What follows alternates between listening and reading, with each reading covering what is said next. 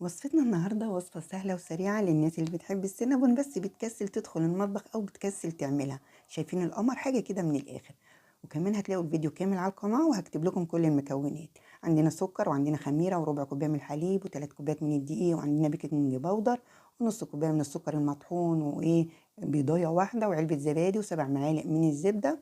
وعندنا كمان كوباية وربع من الحليب. هنبتدي بقى نعجن لغاية ما الدقيق يختفي خالص.